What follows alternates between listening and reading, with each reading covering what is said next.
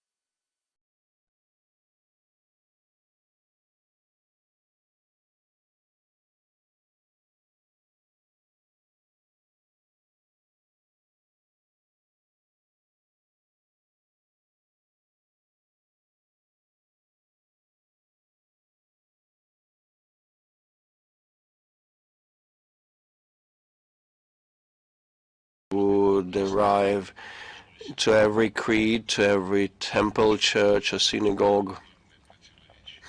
And this is the main contradiction as we see it. But actually the desire of theirs to proclaim themselves as the masters of everyone's destiny is driven by a great deal of inertia still today, and this is alarming for me and very surprising, because, you know, any sound politician should become aware that over the past 30 to 35 years, times have dramatically changed. And, you know, the opposition to the dictate of the West is now reinstated, not in the face of the USSR, but, you know, in the face of the new emerging economies and financial centers, China, India, ASEAN, the Arab world, the American and Caribbean community, new Russia with its allies, together with its Eurasian Economic Union, CIS and CSTO allies, including also BRICS and Shanghai Cooperation Organization. So all those powerhouse groups and economies in different regions belonging to the global majority of the global south. The new reality is already here, and there are in existence strong rivals and competitors who want to compete in sports and economy and other spheres, but the current elites of the West cannot overcome this inertia, and they are going downhill, trying to impede the path of their competitors everywhere. Like in the economy, the US proclaimed just recently a package, just today, a package of sanctions on microchips and AI, banning imports of those microchips to NATO and EU member states. So I have a firm belief that the United States needs no competitor in any field, starting with the energy, where they, in a headlong manner, give a go-ahead to perpetrate and pursue terrorist attacks that ruin the energy well-being of the European Union, and they prod their Ukrainian clients now to take out the Turkish stream as well. And the competition in the economy, or rejection of competition and aggressive, unfair methods of repressing their competitors, manifest themselves in the sanctions policies that became the basis of their international and foreign policy and affairs.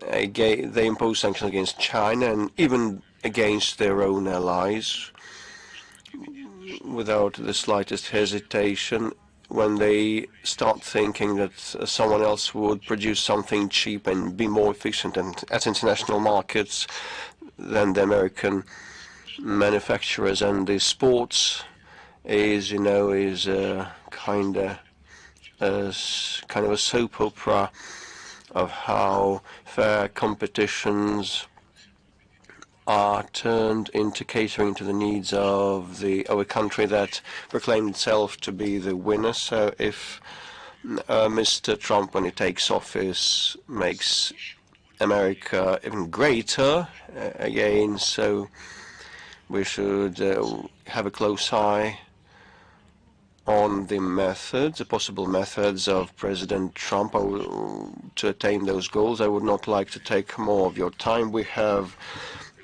outlined the main contradictions of today. I'm ready to take your questions and respond. Please, RIA Novosti. RIA News, you have the floor. Thank you very much. Christian Lula Rodriguez. I'm here, Minister Lavrov. I'm here on the first row.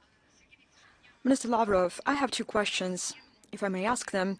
My first question is about your opening remarks. You mentioned the Yalta-Potsdam system, that it is existing, but we have to respect its key provisions. What can we do about the fact that the world actors confessed that they were not going to consider the system relevant? How can Russia keep them inside the system? This is my first question. And my second question, President of Serbia, Mr. Vučić, makes such statements which are interpreted by some experts as the ones that go in line with the US policy. How do these statements go in line with the special character of relations between Russia and Serbia? Speaking about the Yalta and Potsdam system, this system did not disappear. They say that this system is no longer viable, and political scholars say that we should find some other options given the new balance of power. No doubt, Yalta-Potsdam system was initially discussed and designed by writing the UN Charter. The states who fought Nazism did so, first and foremost the Soviet Union, the United Kingdom, the United States, and later, when the key fundamental principles of the post-war world order were agreed upon, France, and after the revolution in China, the People's China Republic also became the permanent member of the UN Security Council. The Charter, and it is my strong belief, does not need any improvements in terms of principles. The principles of equal rights, of self-determination of peoples, the sovereign equality of states, of territorial integrity of those states whose government behave appropriately, respect the rights of all nations living on a given territory, and that is why represent the whole population living on their territory, which is not the case with the Kiev regime in Kiev, which came to power as a result of a coup d'etat 11 years ago. From day one, they never represented neither the people of Crimea, nor the people of Donbass. All these principles are just. But there is one thing. Proponents of the UN reform say that the key injustice, the main injustice, is the permanent membership of some states in the UN Security Council with a veto right. We have explained on numerous occasions that this is a special mechanism which was non-existent in the previous structures in the world community. There were no bodies, no international bodies with special rights, but establishment of the permanent members mechanism was the lesson taught by the League of Nations. There was one state, one vote principle, and this did not allow people to give additional privileges to great powers, but it also prevented more influential powers to implement their special responsibility. They could not feel, they could not perceive their responsibility for the destiny of the systems included in the League of Nations systems. All other principles are absolutely just, and they should be implemented comprehensively, not selectively. Speaking about the UN Security Council reform, of course we need one. because those states who are especially responsible in world economy, in world finance, in world politics, and also in military scenarios, they are not represented in the UN Security Council. We have stated repeatedly that such states as India and China, I apologize, I mean India and Brazil, according to all criteria, they have deserved long ago permanent membership in the UN Security Council. And similar is also just about the African representation in the UN Security Council. On the other hand, the West is trying to disrupt this process by all possible means. They are trying to guarantee their dominance. And now, out of 15 permanent members, they have 6 representing the West, and the United States, among key candidates to the UN permanent presidentship, they name Germany and Japan. They have no independent voice in world policy. They are just blindly following the US political course.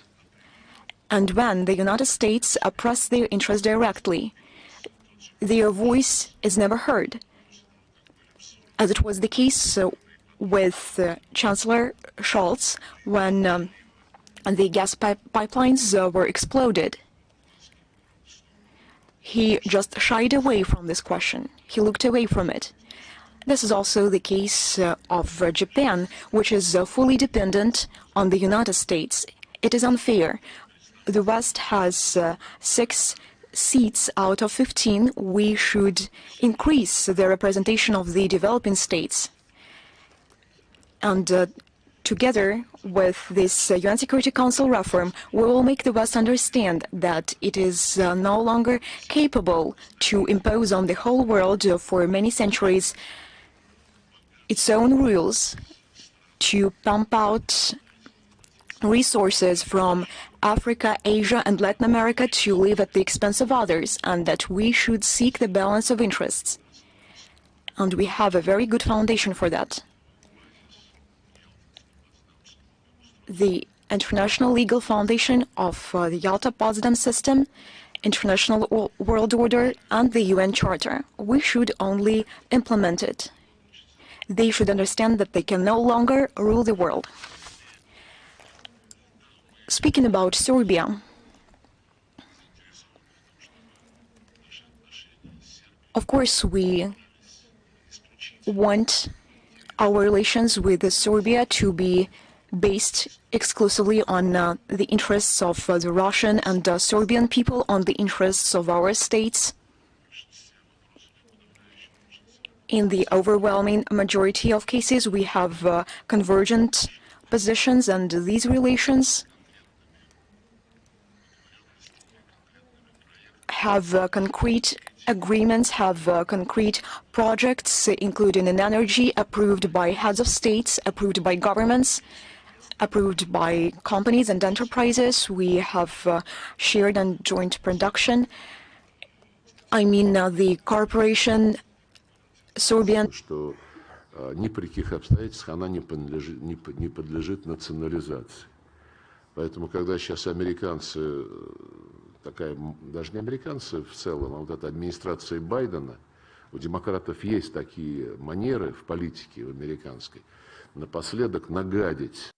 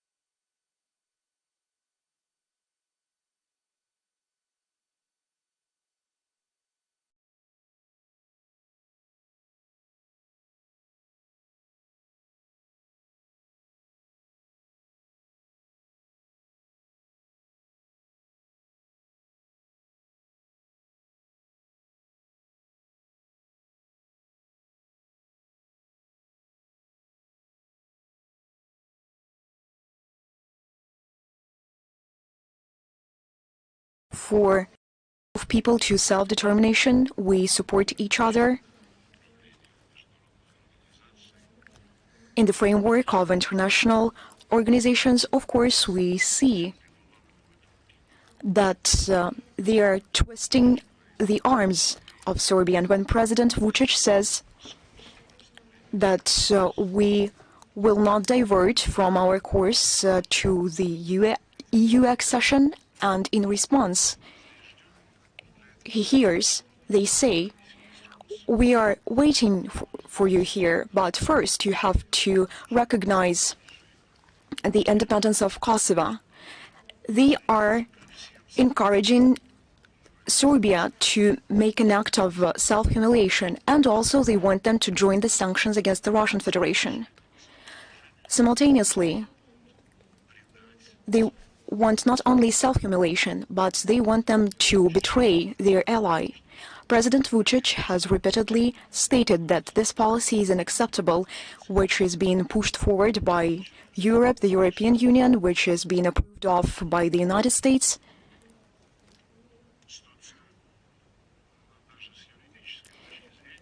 Even from the legal point of view, this situation demands quite courageous decisions and solutions. When you have an agreement with someone which has nothing to do with us, but which has to do with our willingness and our aspiration to punish your partner, because we just want to do so. And this also backfired to you. It is up to the Serbian people to decide. The Vice Prime Minister, who represented Serbia during BRICS summit in Kazan, he made a clear statement in this regard. We will wait and see. We are in contact, we are in touch with our Serbian friends. We will hold urgent consultations and we expect their reaction. RT Spanish, the floor is yours. Minister Lavrov, just lately, Venezuela held the inauguration ceremony of Nicolas Maduro, the legitimately elected president of the state. However, his rival at the election still says that he is the winner of the election. It is considered to be the winner by some other states, including the US. What do you think of the situation? Perhaps this situation is similar to the one we had during the previous election. What is the objective? What is the objective of Washington? In principle, Washington is blinded by its dominance, by its impunity, by its right to decide the fates of all the people in the world. It is not manifested only in Latin America, in Venezuela. Mr. Gonzalez, Svetlana Tikhanovskaya, they were also proclaimed as legitimate representatives of Belarus. At least she is received in the Council of Europe and some other Europe-centered organizations.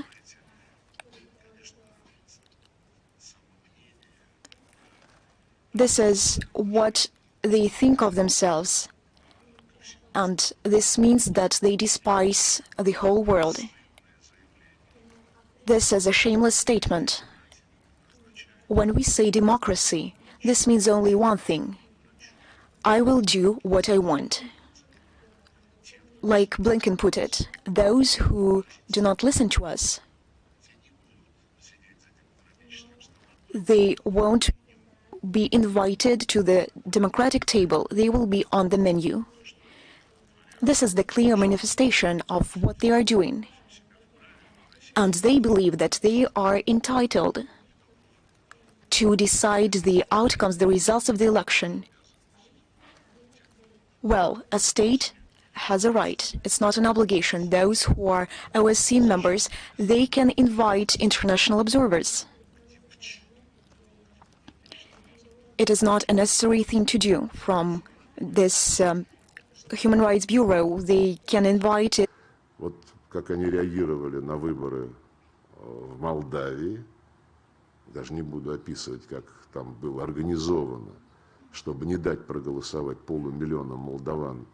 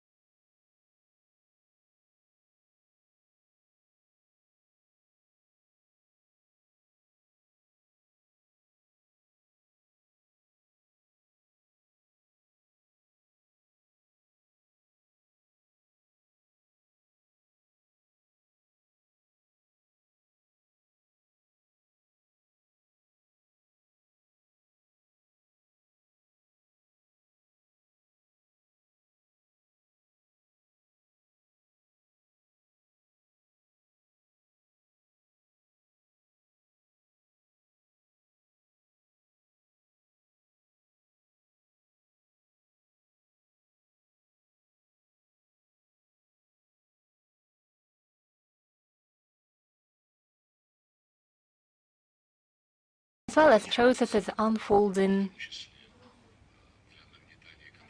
in particular in order to incite confrontation and hostility in international affairs.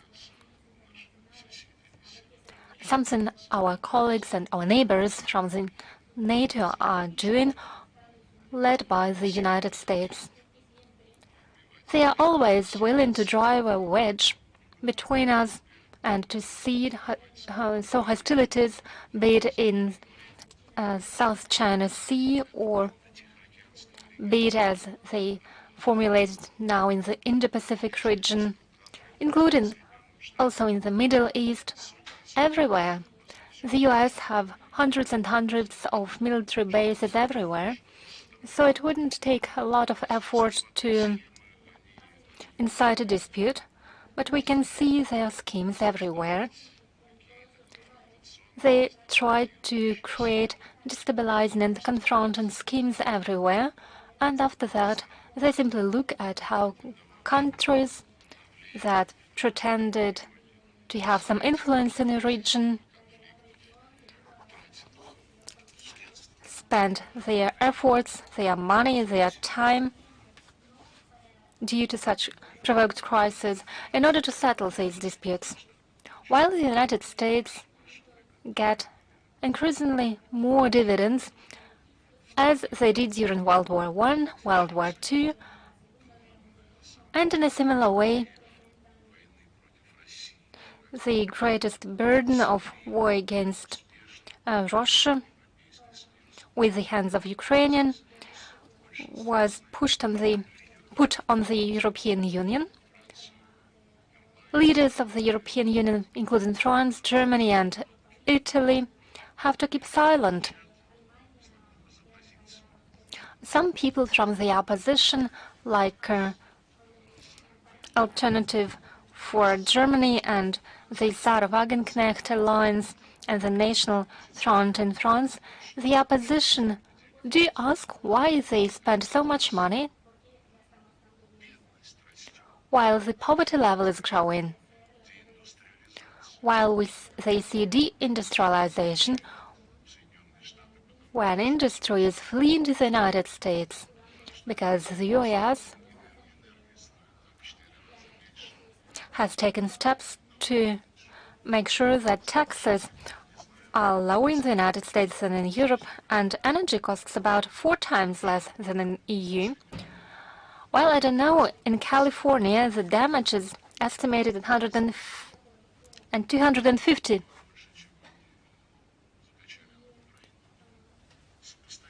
billion US dollars. It is about as much as they pumped into Ukraine. Those are compatible figures. And probably what we have seen during the international events like the... У них проблем-то у Соединенных Штатов очень много. Там нищета на каждом шагу, если сойти с центральных магистралей. Поэтому, когда Китайская Народная Республика и Российская Федерация выступают за равноправный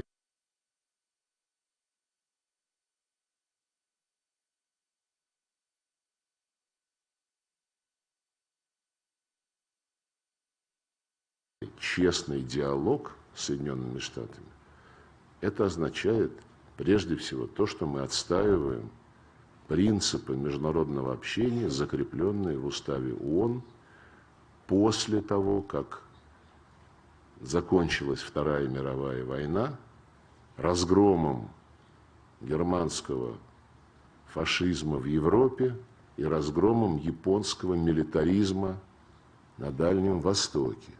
И наши руководители договорились совместно отметить эти два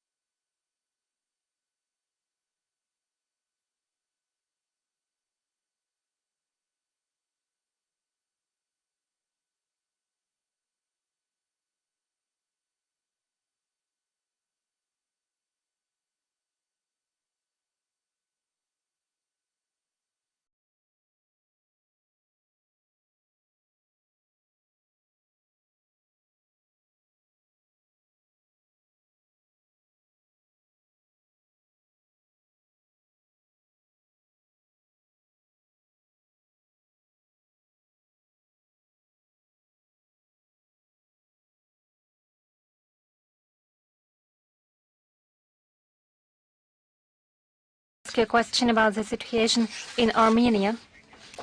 We see that they are trying to make sure Armenia goes the wrong path. And it becomes a hindrance to its very existence.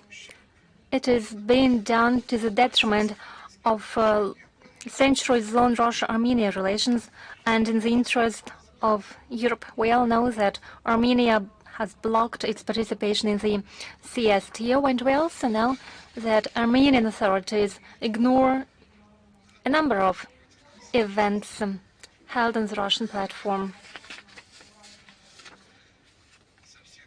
At the same time, a short time ago, just recently, Armenian authorities started dragging Armenia into the European Union. It announced a referendum on the membership in the EU, and today we learned that Armenia is going to sign a document on strategic partnership with the United States. All of this is happening against the backdrop of real threats coming from our neighbors. It's happening against the backdrop of a growing likelihood of a new war. How does Moscow see the situation in Armenia, and what's your assessment of the developments? And a second question, if I may, regarding the 80th anniversary of the great victory that you have just mentioned. It is a great victory, it is a shared victory. The contribution of the Soviet people, including the Armenian people, to this victory was quite significant, as we know it. Would you agree that this victory and the memory of this victory is one of the foundations on which the strategic alliance between Armenia and Russia should base itself? The autonomous non-profit Eurasian organization, I'm a member of this organization, is very active. It has been very active over these 7 months in the Eurasian space. We are actively promoting the preservation of historical memory. We try to uphold traditional values. And I can say for sure that there is a broad interest for this initiative coming from our young people. In October, we held a large-scale event in Yerevan. It was attended by more than 1,000 Armenian students. Not only did we celebrate the holiday, but we also paid tribute to the victory in World War II. We laid flowers to the eternal flame. Thank you. While answering to your second question, it is something sacred for all peoples, primarily of the Soviet Union. They faced attempts of genocide on the part of Hitler occupants, but it is also sacred for all of those who fought as part of the army or partisan units of the countries and partisan movements, those who tried to uphold the truth, those who fought against Hitler army. In many countries, Nazi collaborators tried to commit attacks against those people. We never forget it. These parallels are obvious. Napoleon seized Europe and used it in order to go and win Russia. The same happened with the Hitler Germany, when dozens of countries, occupied countries, countries that were occupied by the Germans, sent their militaries in order to destroy the Soviet Union. And by the way, when Biden made his recent statement on the foreign policy, he said proudly, they have managed to strengthen the NATO and the allies. He said 50 countries were recruited in order to help Ukraine, as he said, but in reality they fight against Russia. So history repeats itself. Everywhere there are elements of superiority. The sense of superiority,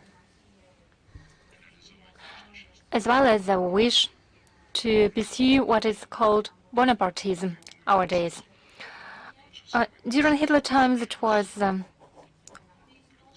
called fascism, and Nazism also serves as a banner for those who once again tried to destroy our country. So these anniversaries are sacred and something that's being done by the public organizations, in addition to what is being done by the governments, is extremely important. I know about your work in Armenia, not only in Yerevan, but also in other countries and in villages, in other cities and villages. Our embassy actively cooperates with them on the tracks where we can combine our efforts. I'm talking about the Immortal Regiment, the Victory Dictation, and the Garden of Remembrance, and similar campaigns. Those campaigns try to make sure that we talk to the young people and prevent them from forgetting the history. Our diplomats take care of the burials and memorials. And on the whole, we don't have a slightest doubt that the peoples of Russia and Armenia are friendly and trustworthy nations. And the relations between our countries will always base on these reciprocal feelings of friendship. As for today's relations on the official level, they are not easy. You've mentioned just some facts. We've already commented on them. For example, when the law or government's decision was adopted to initiate the process of joining the EU, our Vice Prime Minister, Mr. Overchuk, is an experienced man. He's been dealing with the Eurasian Economic Union and its enlargement, its development for a long time. And he said it frankly that those things are incompatible. Those are two different FTAs, two different systems.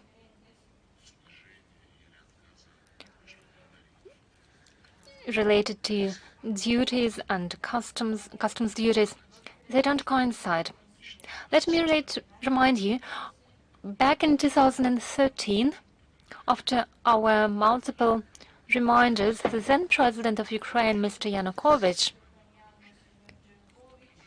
pointed to the fact that negotiations that had been conducted with the EU for a long time then about the Ukraine's association with the EU, those negotiations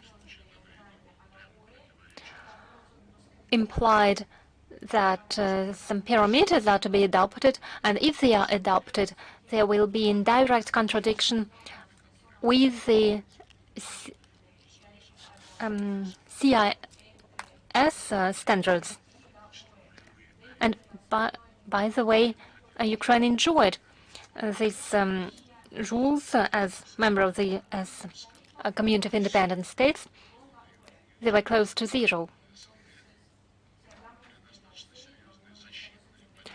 With the EU, in trade with the EU, Ukraine had significant trade barriers with the EU. The duties were relatively high. When we were joining the WTO, we traded significant elements in order to protect our services.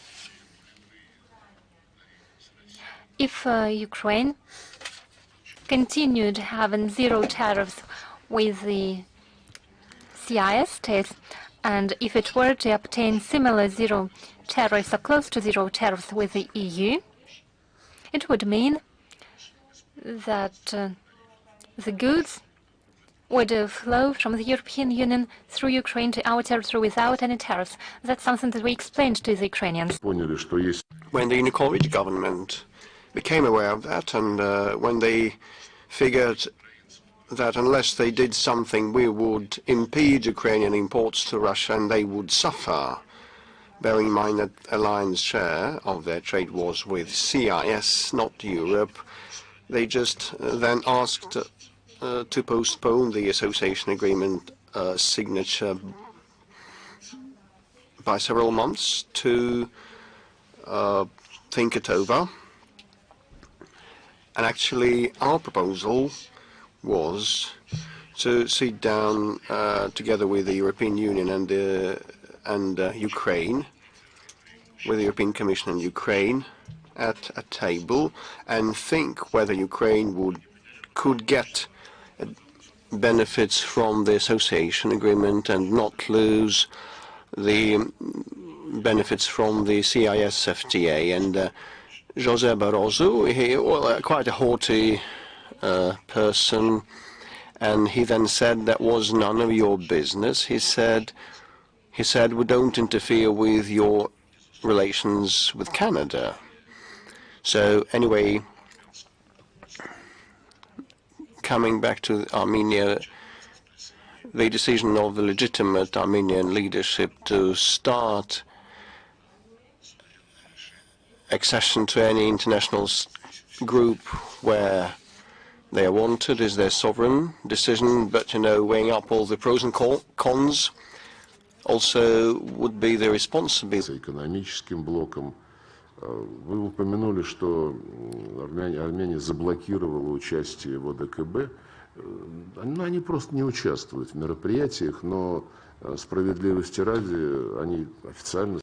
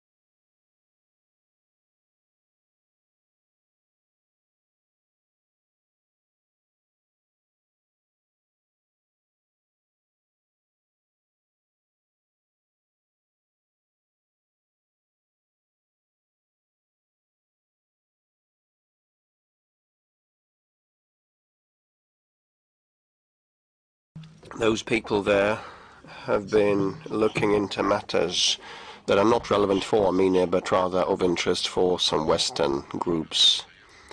Yesterday, Ararat Mirzayan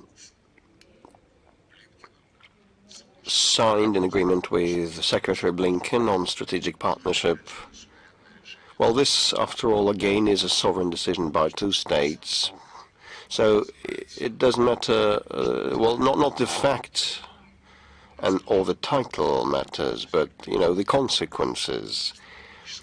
We also had the term strategic partnership in titles of many agreements with Western countries, but, proclaiming such strategic partnership we never required this or that participant to act against a third party. In peaceful times, well, I'm not speaking about the Great Patriotic War, which is quite a different thing, but in the after-war epoch, no agreement ever spelled out that once we are strategic partners, you should join sanctions. And probably they would demand Armenia to do so, but dialogue continues with Armenia. Mr. Mirzayan has been invited to Russia, and he has accepted the invitation. We expect him to come shortly. Sky News.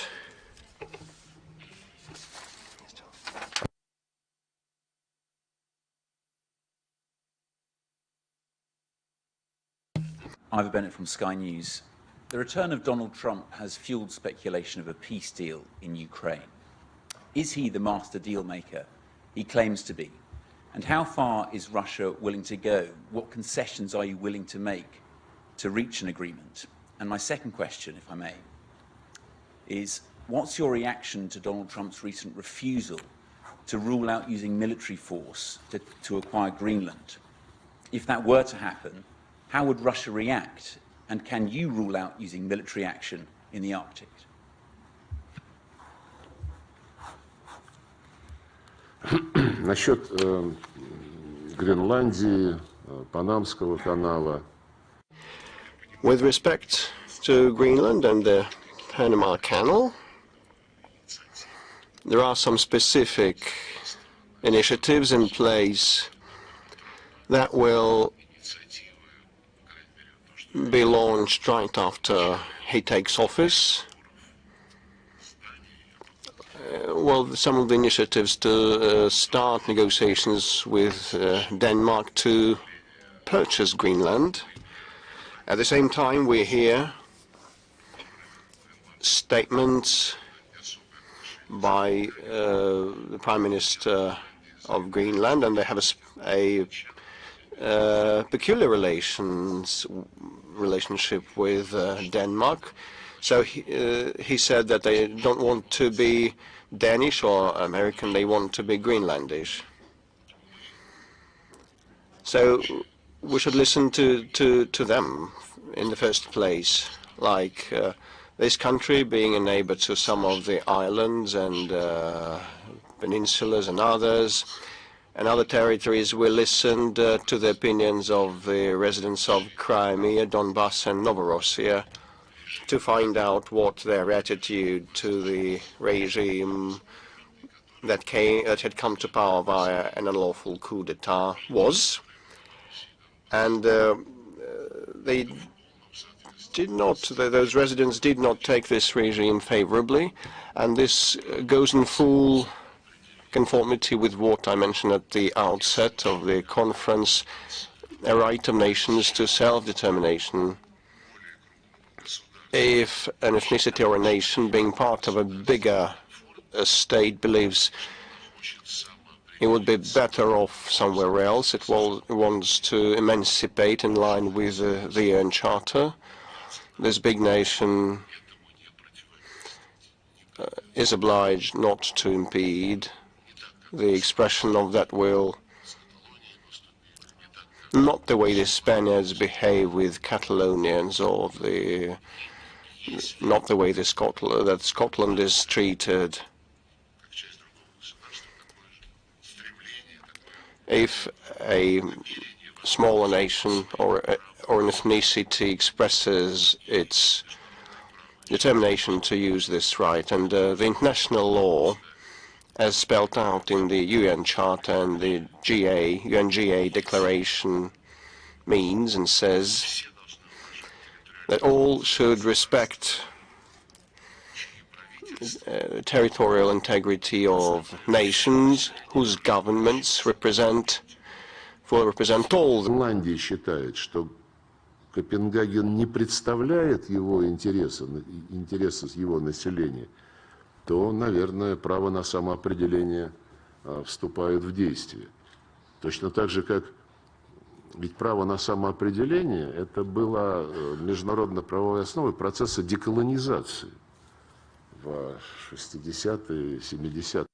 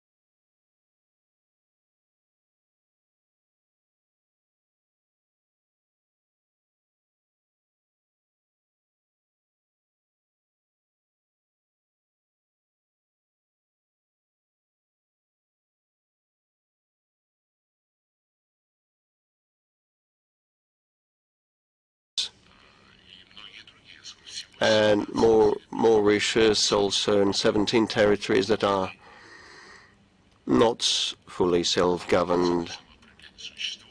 Still, the right of nations to emancipate, to self-determine is existent. It is the foundation of a decision to finalize this process of decolonization, and inter alia, this right is pertinent of the decisions by the Crimean residents and the residents of Donbass in favor of self-determination back in 2014 and 2022.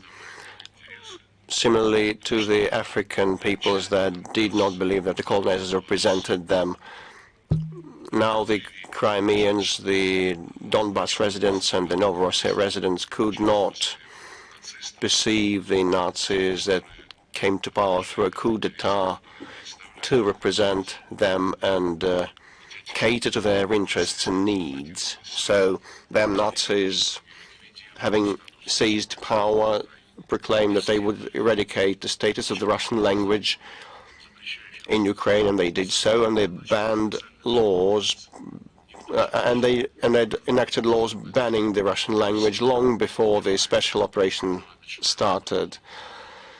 In the West, everybody is obsessed with the human rights, and no one said a word there then and now. Well, you know, human rights are reflected in Article 1 of the UN Charter. Well, everybody must respect human rights, respect of race, gender, creed, or ethnicity. So the canonic Orthodox Church in Ukraine is banned, and the language is banned in Ukraine, the Russian language is banned in Ukraine, and no one pays heed, although the West is so particular about the human rights, using every pretext to tout them. And, you know, in this case, day-to-day life of those people in Donbass was distorted and ruined, and everybody kept silent on that. So when President Trump, when he becomes president and takes office, comes up with his clear position on Ukrainian matters, we definitely will study and entertain that. And what is being said currently is being said in the run-up to the inauguration and major things. So as Donald Trump has himself said, he should first take office and become the lodger of the Oval Office. So all those things described in recent years have several aspects. Well, the fact that the real situation on the ground is now mentioned more frequently is commendable.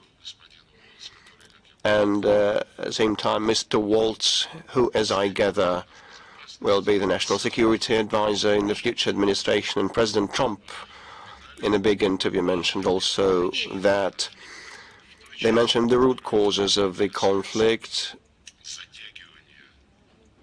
in the respect that dragging the Kiev regime into NATO, despite the accords reached by the USSR and the United States in the past and later during the OSCE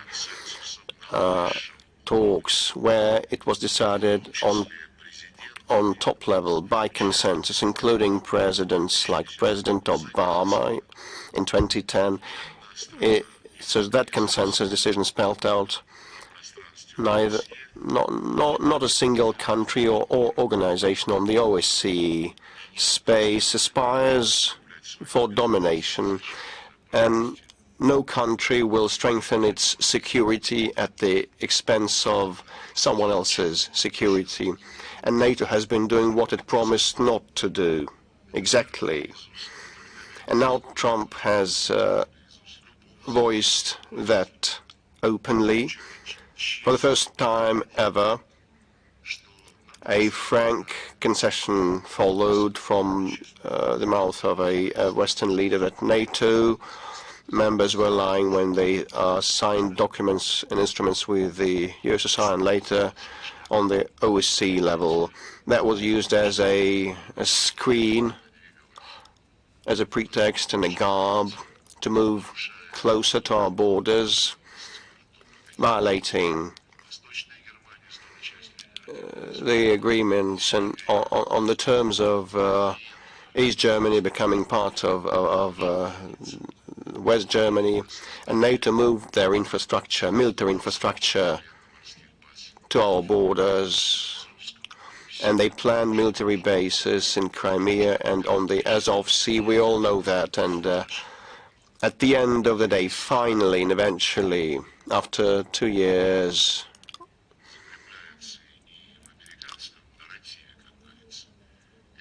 of our reminding them about that, well, we start hearing that in the American narrative, but no one at this point publicly mentions the rights of the Russians and Russian speakers whose language and culture and mass media and canonic faith in Ukraine were legally prohibited. So we will not have a serious conversation if the West pretends it were normal, and like when the ongoing administration in the person of Blinken and Sullivan says that the new administration will follow in the footsteps of supporting Ukraine. Is it the inheritance to exterminate all Russian things? Is their last will? They want to be inherited, that all belonging to Russian language and culture should be exterminated. It is a testimony of Nazism and upbringing and raising Nazis as a form of foreign policy against a country that the United States want to contain and prevent it from having any competitive advantages. So we'll wait for specific initiatives from the American side. And President Putin said he would be ready to meet. At this point, we haven't received any specific proposals. And President Trump said he would be ready to meet, but first he should take office, he said. Greece Open TV.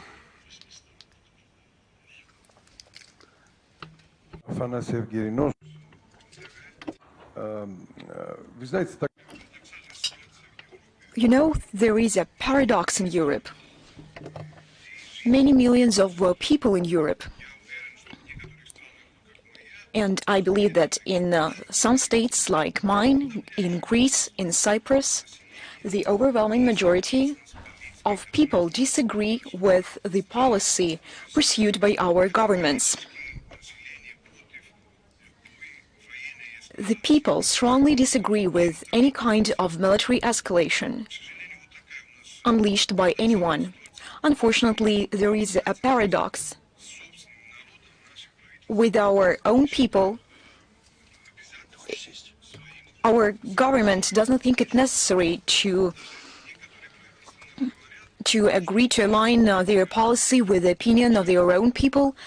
Some governments even say that foreign policy is determined by some other factors and not by the will of their own people.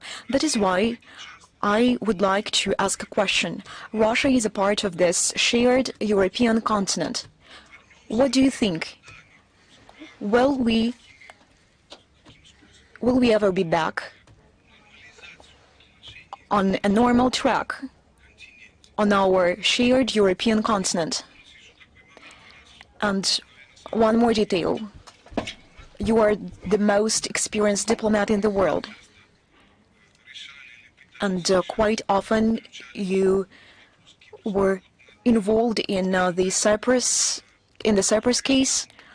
Now they are speaking about the new round of this negotiation process in Cyprus. Do you have any expectations, recommendations maybe, to those who will lead this?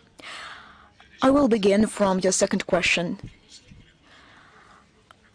I dealt with the Cyprus settlement when I was working in New York. The president of Cyprus came annually to the UN General Assembly. Annually, he invited the ambassadors of the 5 permanent states. We spoke how we could implement the principles enshrined in the UN Security Council resolutions. We also discussed the failures on our way towards the resolution of the Cyprus crisis. The last attempt, the Kofi Annan plan, I don't remember the exact date when my good friend, may he rest in peace, Kofi Annan, my good friend, the brilliant Secretary General, he took a risk and he came up with a plan which would somehow change the decision made by the UN Security Council that the future central power and the eventual unified state would be weakened. Greek Cypriots would have less power, and this plan was denied. Since then, I do not know that any concrete steps have been made so far. Our Turkish neighbors, they say that these are 2 equal states and it cannot be any other way, that we have to come to terms to find a solution. We don't have any magic plan which we can propose or which we would impose. The interests of the 2 nations should be considered. The permanent members of the UN Security Council, they were considered to be guarantors of this process.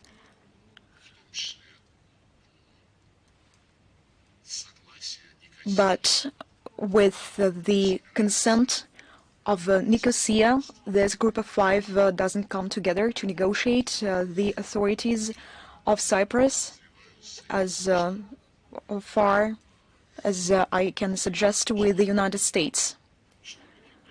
We want only one thing.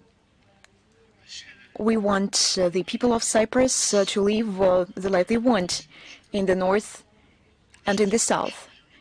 Many Russian citizens live in the south of Cyprus, and more than 10,000 Russian citizens live in the north of Cyprus. We don't have the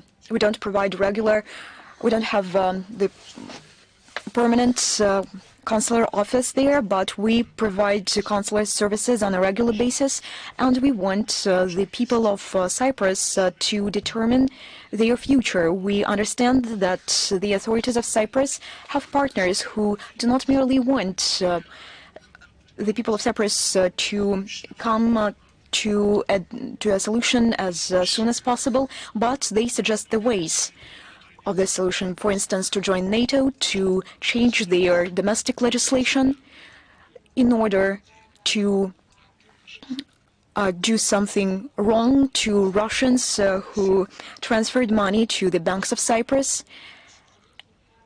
And when they say what price, what cost should they pay to enter the European Union, and to Cyprus, they say we will have no problems in the NATO, we all will be allies. But here you have to diminish the number of Russians. Perhaps you should not remember so often about your shared history, and we do not interfere into this question. I understand that for Cyprus this is a very important issue, but from the geopolitical point of view, the first part of your question is far more important, whether we can come back on a normal track on our shared continent. This is a very important notion. It is Eurasia, the biggest one, the most densely populated one, and perhaps the richest one, a rival to Africa and with Greenland in terms of natural resources.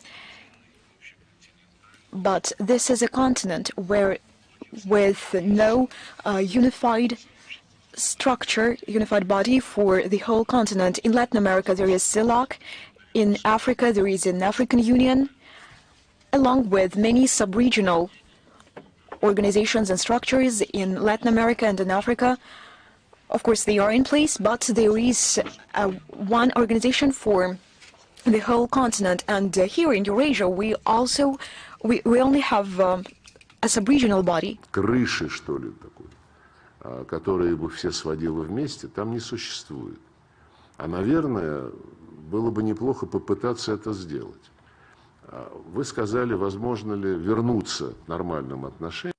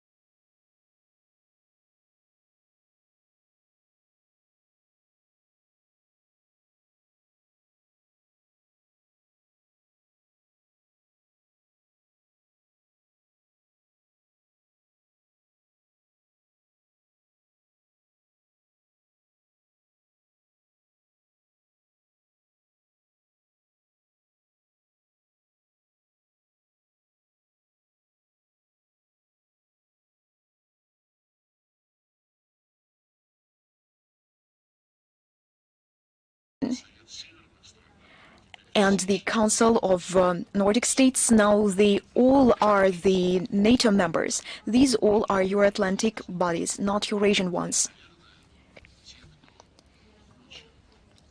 And perhaps those who want to take control of Europe, they are interested in preserving this Euro-Atlantic structure and architecture to make it dominate. They understood not long ago that the northeastern part of Eurasia is a more promising region from the point of view of economy and infrastructure, where some projects can be implemented, where we have logistics and infrastructural prospects. So what does NATO want? What does Washington want?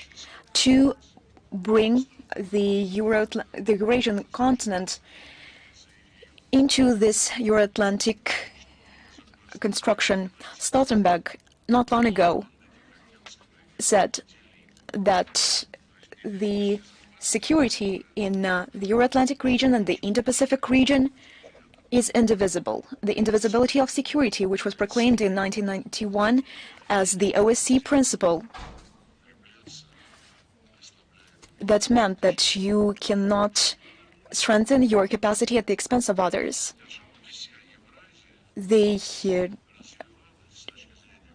Now they treat this differently. They want Eurasia to develop in line with Euro-Atlantic parameters. The Indo-Pacific region, they have AUKUS there.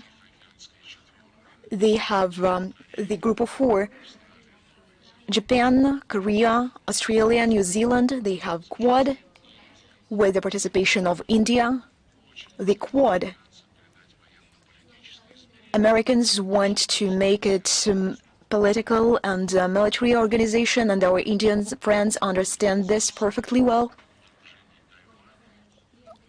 Also, they have the arms, they have the military capacity of Taiwan. Attempts to involve the Philippines not into the activities of ASEAN, but into the efforts taken by these bloc constructions led by the United States. If we speak about the Taiwan Strait, everyone says Europeans, Americans, British, that they respect the position of one China, the People's China Republic, but they add, we adhere to this position, but no one should change the status quo. And what is the status quo? Independent Taiwan. It is obvious, and the People's China Republic on numerous occasions points out to everyone who comes from the United States on a regular basis to Taiwan that this is an unacceptable thing to do. Likewise, it is unacceptable to receive delegations from Taiwan when they travel around the world. President Putin, speaking right here on June the 14th, besides our position on Ukrainian settlement that I have already mentioned, we need to resolve the NATO issue once and forever, and to restore the rights of the Russian people, the right for their religion, for the language, which were exterminated. In this very hall, he spoke about the need to build the Eurasian architecture. The Eurasian architecture, which will be just like the African Union, CELAC, which will be open for all countries on the continent.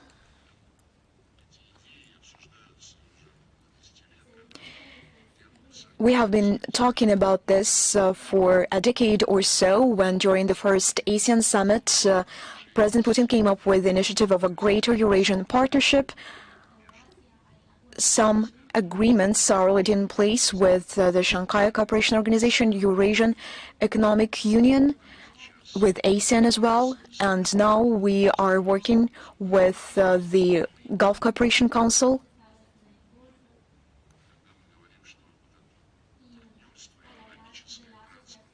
When we speak about this partnership, logistics, economic partnership, when we say that it should be open for all countries on the continent. We mean that in this case we use all the benefits we have, and we mean that the western part of the continent should also be involved. And somehow, and sometimes, they demonstrate their interest in doing so to promote the idea of the Greater Eurasian Partnership. We harmonize the programs of integration organizations which are in place. This process is underway. In the same vein, the Belt and Road Initiative is implemented. The Northern Sea Route, the Persian Gulf, Chittagong Port, Bangladesh, Mumbai, Far East.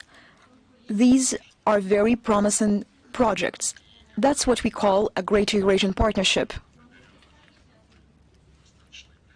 And when this partnership gains ground, and we have all the premises to say that it will happen, this will enable us to set up more competitive, more efficient ways of economic exchanges. And this will become the material basis for the Eurasian security architecture. The dialogue has already been launched to discuss the matter in October in Minsk.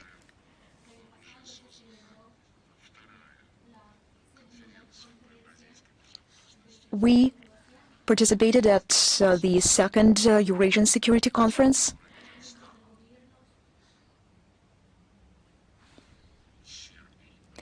Which brought together also the members of government from Serbia, from Hungary. The Minister of Foreign Affairs took part for the second consecutive time, and they demonstrated their interest in this concept. Belarusians, as the hosts of this conference, now they are trying to do everything needed to make this conference a regular event. We supported their initiative to elaborate before the next session of this Eurasian Security Conference a draft of the Eurasian Charter for Diversity and Multipolarity in the 21st century.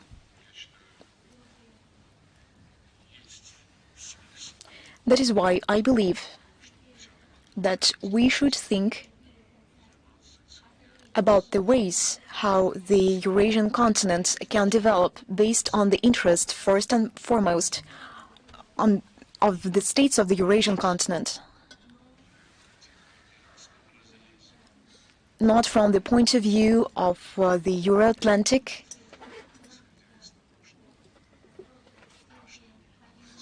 but just on the basis what history gave us and what nature gave us. This process is open for anyone without any exception, for any state on our Eurasian continent. Cyprus is an island, but you are also invited. CDF, the floor is yours. Thank you very much. Armin Körper is my name, from German television ZDF. We have talked about a possible meeting between President Putin and President Trump already. What part could you see for the European Union and countries like Germany in possible negotiations about the Ukraine conflict? Thank you. Я считаю, что Германия уже сыграла свою роль. I believe that Germany has already played its part, played its role when they became and when they behaved as guarantors, like Chancellor Merkel and President Hollande, when they said that the Minsk agreements, which were drafted and elaborated in the capital of Belarus for almost 20 hours, which were concluded between Russia, Ukraine, Germany, and France. They said that this was a peace treaty between Moscow and Kiev, and we are, France and Germany, we are the guarantors of this treaty. They interpreted the status of the participants differently. Their position was, we, France and Germany, we are guarantors. We made you sit at the negotiation table, and we are guarantors. This document, Minsk agreements, we brought this document to the UN Security Council. unanimously. It was endorsed there. And they urged us to implement these Minsk agreements.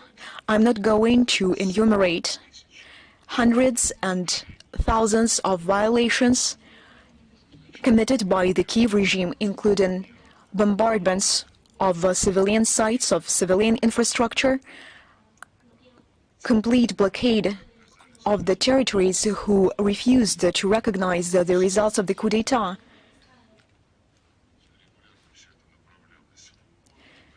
We submitted all these facts to the United Nations, to the OSCE on a regular basis, and France and Germany responded to us.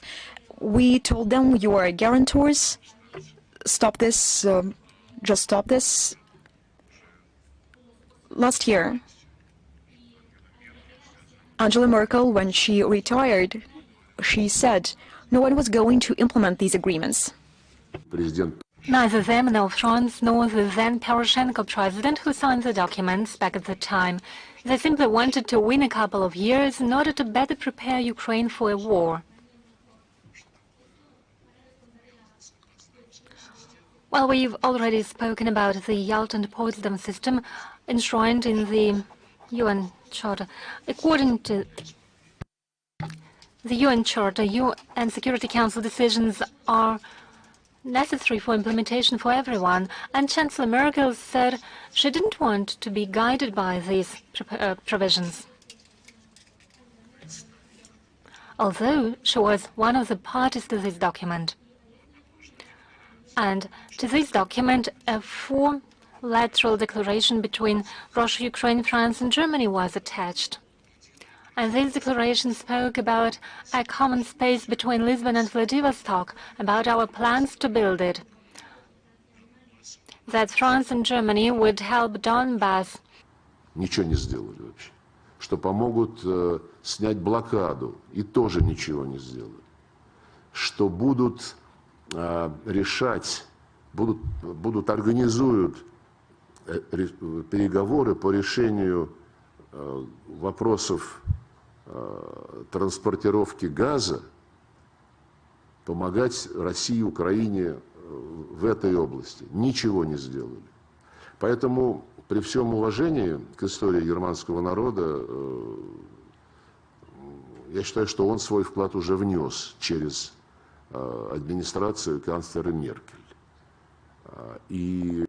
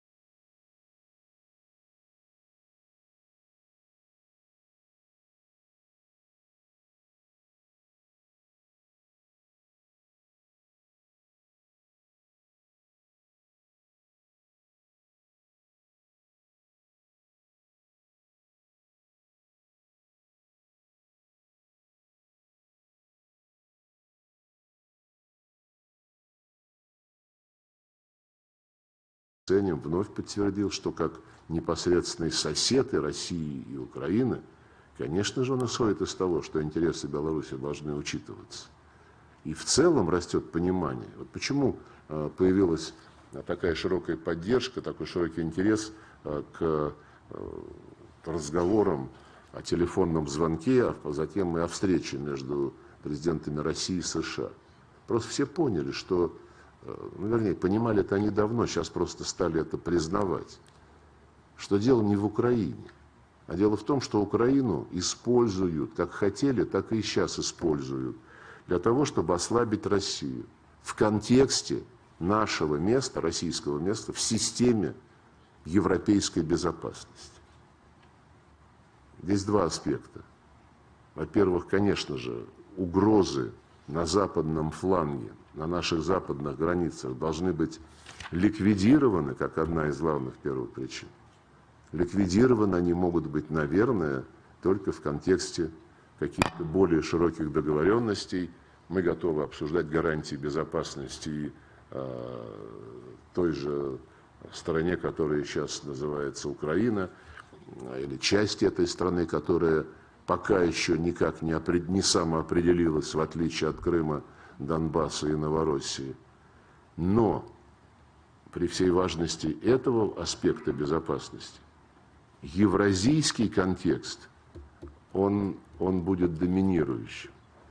Потому что нельзя западной части континента отгородиться от таких гигантов, как Китай, Индия, Россия, Персидский залив, вся Южная Азия. Там сотни миллионов людей, Бангладеш, Пакистан. И надо обустраивать континент таким образом, чтобы дела в его центральной части, Центральной Азии, на Кавказе, на Дальнем Востоке, в Тайваньском проливе, в Южно-Китайском море решали страны региона, а не Столтенберг, который говорит, вот мы будем там работать, потому что безопасность НАТО зависит от Индо-Тихоокеанского региона. Это каким образом она зависит? Он это действительно сказал. Его спросили, НАТО по-прежнему оборонительный альянс? Он говорит, да, он оборонительный альянс, мы защищаем территорию наших членов. Но безопасность территории наших членов в современных условиях зависит от безопасности в Индо-Тихоокеанском регионе, поэтому мы там будем развертывать в том числе инфраструктуру НАТО, мы там будем создавать альянсы, США, Южная Корея, уже военный альянс с ядерной компонентой, совсем недавно они это подтвердили, ну и так далее и тому подобное. Вот тоже интересный момент для политологов подумать, как вот это все объединить.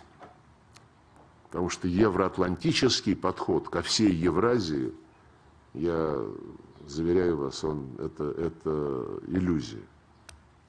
Пожалуйста, Ирна.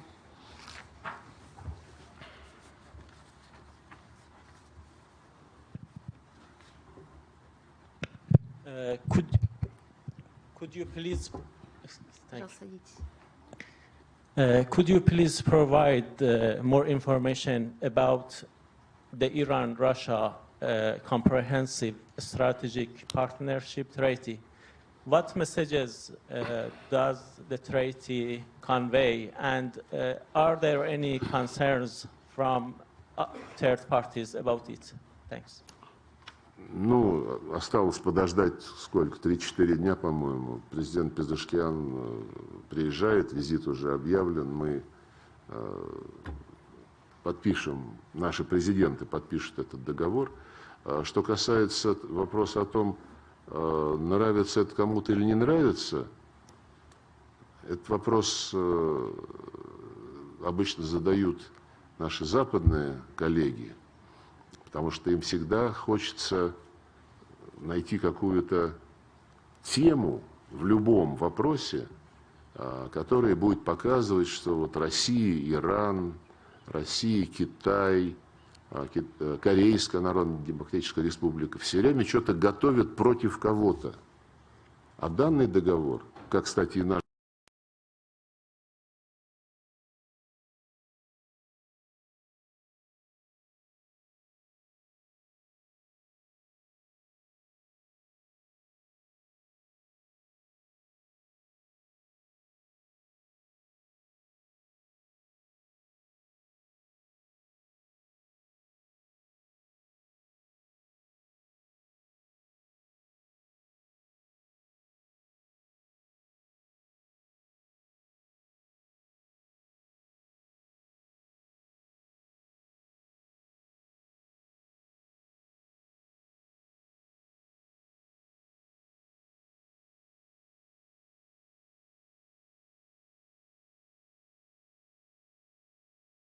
that Russia is contributing to the development of multipolar world order. It looks like after Russia leaves the Middle East, a unipolar world order led by the US will establish itself in the region. What steps can be expected from Russia in the region? Particularly bearing in mind that the population respects Russia very much and is expecting Russia to play a role. Well, you know, you represent a journalist school. You made two statements. Russia has left the Middle East. It is something you don't assume needs any discussion. Then you say everything is ruled by the US, and then you ask what should be done. I would disagree with both statements. We are not leaving the Middle East. Yes, certain events have taken place in Syria. President has commented on them, as well as some of our representatives. And largely these events happened due to the fact that in the past years, in the past decade,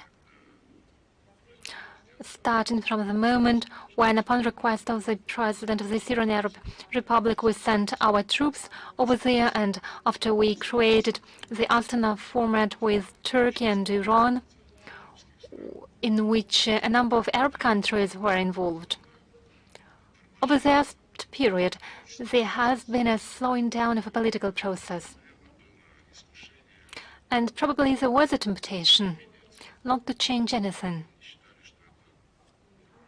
We thought it was wrong, and we tried to push the Syrian leadership to making sure that the Constitution Committee that was established upon the Russian initiative back in 2019 at a special conference dedicated to, between the Syrian parties in Sochi,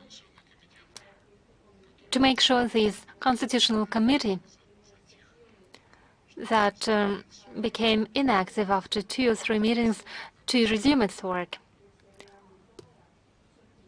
However, the leadership in Damascus was not particularly eager, let me put it this way, to make sure it is operational and reaches an agreement. And only one agreement was possible, that is to separate powers, to share powers with the opposition. Obviously not with terrorists.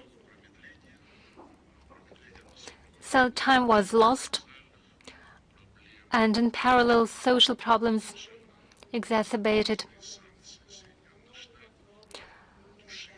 The sanctions imposed by the US stifled the economy. The eastern part, that is particularly rich in resources in oil, with fruitful soils, remain occupied by the US, and the situation is used in order to incite separatist sentiments in the in the northeast of Syria. We proposed our colleagues from the Kurdish organizations to help build bridges with the central power, but they were not particularly eager to do so. They thought Americans would stay there forever, and they would create their quasi-state there. We tried to persuade them that Iraq and Turkey would never allow a Kurdish state to be built. But it so happened that the Kurdish issue could explode the entire region. We wanted to make sure that Kurdish interests are ensured in the best way in Syria and Iran and in Turkey, obviously. So Damascus was not full of enthusiasm for negotiations. Kurds weren't either.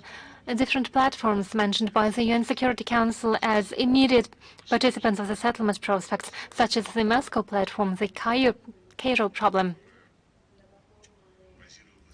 a platform that was based in Istanbul.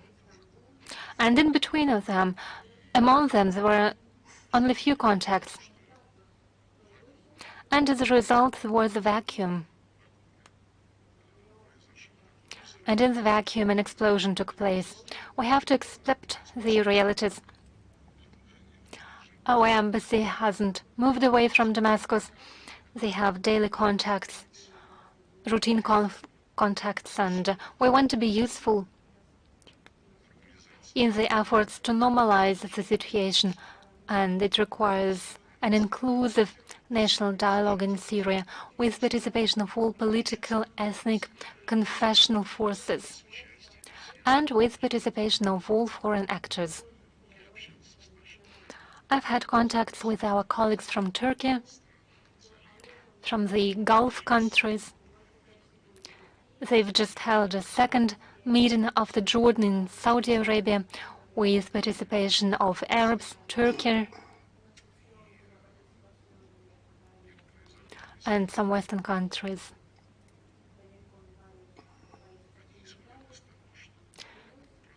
They assume this process has to be joined by Russia and China and obviously Iran. If someone is really willing to initiate a lasting process aimed at a real result instead of settling scores again with their competitors and rivals on the Syrian territory.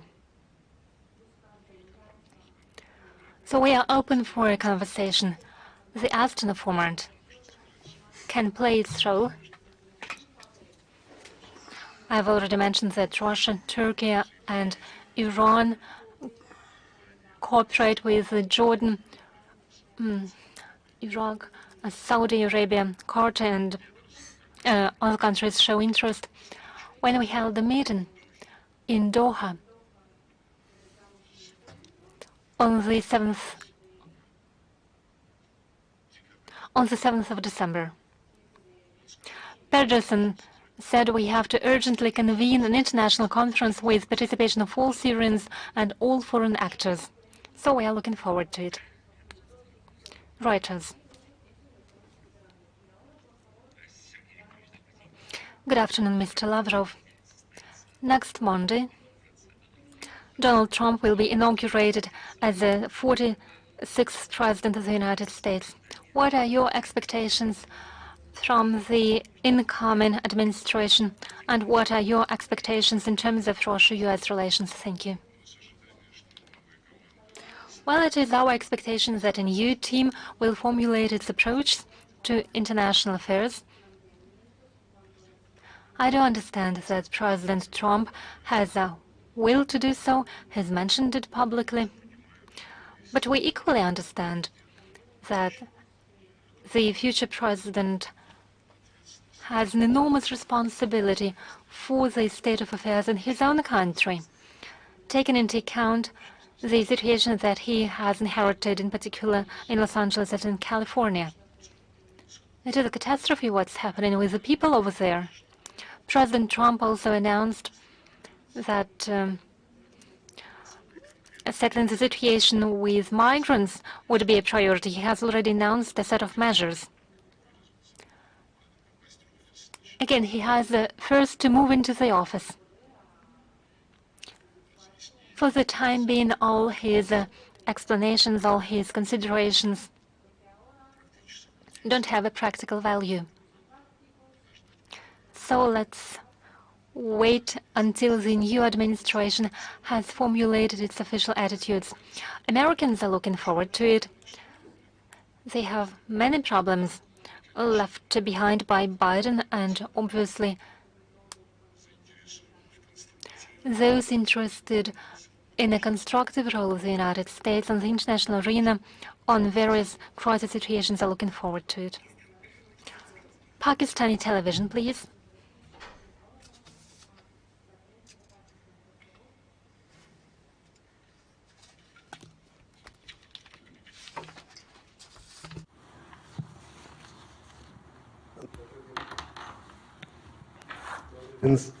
Sergei Viktorovich, Morskaya doctrine.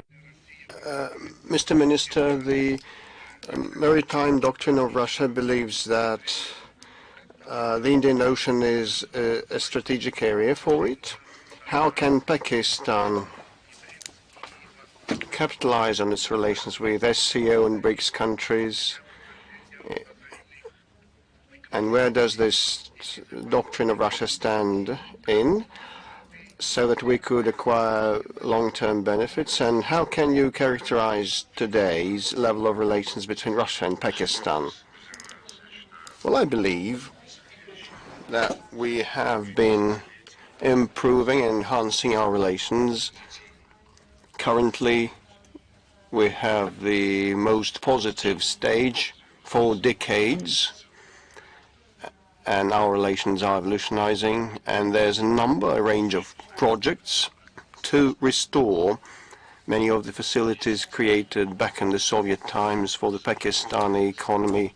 And we can see reciprocal interest to cooperate in the fight against terrorism. Pakistan is also a victim and a target, but that requires joining hands with your Afghan neighbors, with India and with other SCO member countries, because Afghanistan, Central Asia and Pakistan are used as a breeding ground by bad guys in order to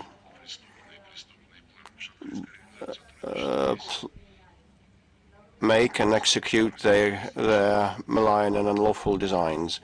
The SCO has the anti-terrorist structure that works well and helps exchange information. And actually, the financing of terrorism is closely linked with drug trafficking and other organized crime. So for a number of years, we've been promoting an overture to establish a single center to fight new threats, including human trafficking, drug trafficking, terrorism, and other scourges. And in this, I hope this year we'll be able to execute that, to implement that, and bring it into life. And I hope that all the organizational steps are important. But what is more important is to strengthen and build confidence inside SCO and within the Afghan format, the current Afghan format, Russia, China, Pakistan and Iran. We are certain that engaging India would be a right thing to do. So generally SCO and the Afghan format and the Moscow format would be additional frameworks where India, Pakistan and China would have more opportunities to communicate, to be able to better understand each other, to ask disturbing questions and get and analyze answers. And we would be lending a helping hand. We would do our best to help. This is in the interests of us and the SCO and the region by and large. So I can see it is the Vietnamese news outlet, information agency.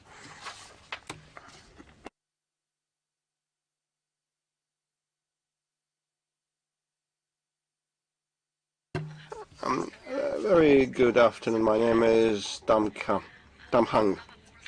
I represent the Vietnamese information agency. I had two questions. One of them was already voiced, so only one is left. Well, the Prime Minister of Russia, Mikhail Mishustin, is currently paying an official visit to Hanoi. And the focus now is on whether Russia participates in the NPT construction of what? A nuclear power plant. on Vietnamese soil. The project was designed 10 years ago. If a positive decision is made, how shall the situation change for the bilaterals of Russia and Vietnam? Well, the main change in the bilaterals would be a positive decision on the NPP construction.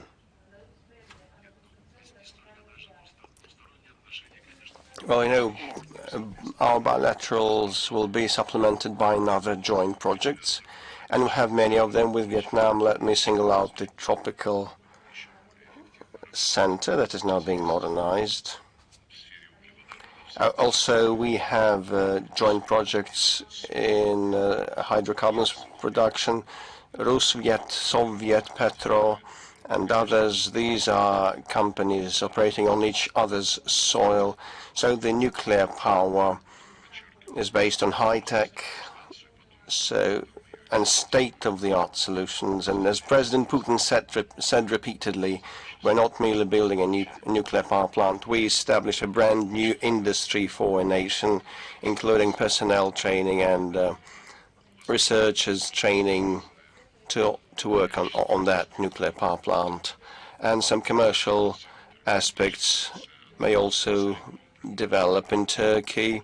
The nuclear power plant belongs to us entirely. It will just pay taxes and supply power.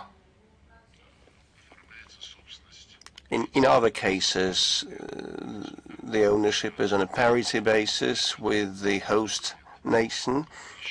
So formats differ, but it is certain that we will have another high-tech project in our bilaterals. And today we spoke about Ukraine, and we also have heard that Vietnam is ready to host talks on Ukraine. We are grateful for that, and we appreciate the warm attitude and the sentiment of our Vietnamese friends, but we cannot comment at this point of time because currently there are no specific proposals, and the goals of ours are and objectives of ours are to be carried through. So the Japanese median sitting next. You do not look like a Japanese. We'll try. Good afternoon. Yuri Kiriyanko from Sanki Simbun newspaper. I have two questions. Number one, whether Russia-Japan relations could further deteriorate after the inauguration of Trump, given his desire to strengthen the alliance with Japan. Are you concerned about that? Does it worry you? And which of the areas of the Russia-Japan relations will suffer most? So the question about whether we can dive even deeper, well, I cannot respond because all the nosedive and the destruction of all the foundations of our relations, including a regular, respectful political dialogue, was initiated by the Japanese neighbors. Russia did not venture anything of that kind. When we became desperate to see the implementation of the obligations and promises given by the Western countries, including the non-expansion of NATO eastwards and non-engagement of Ukraine in NATO and prevention of the Nazism taking root in Ukraine that now exterminates all belonging to the Russian language and culture. And despite the Minsk set of measures, the Russian residents were bombed. And when we faced a wall of I wouldn't say misunderstanding, but deafness. They just didn't want to listen to us, so we launched this special military operation to protect our security interests and the interests of the Russian speakers in Ukraine. Japan received a command to join sanctions and snapped the salute. So this is life.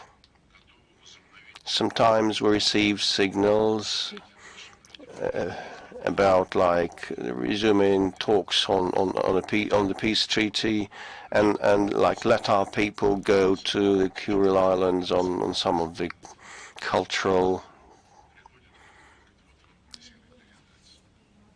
motives. Well, someone just brings a message without any signature, without truly yours, or with huge respect. So the Japanese were always famous for their delicate rituals, cuisine, and attitudes to life. Refinedness has unfortunately disappeared in the way they treat us. But there are some of the exceptions sometimes. Well, actually, we never let culture or sports or joint projects in education fall prey to politics. We never did so, and we appreciate that despite what has been happening, Japan receives Russian performers and artists touring each autumn and hold days of Russian culture. So not all the countries have the nerve to do so nowadays. So in case your employers apply such approaches and such qualities to manifest their self-dignity, that would be in the interests of the Japanese people. And my second question, if you allow me. The Cabinet of Ministers of Russia has compiled the list of unfriendly nations and territories, and the island of Taiwan is there. So I assume it was a de facto item, but actually, de jure, it means part of the Chinese territory put on that unfriendly nations list. Whether the Chinese side voiced any protests, and how can you comment on that? Well, currently, despite the fact that we have a representative office of the Moscow-Taipei chamber, well, Taiwan proclaimed sanctions against us, and this is the criterion.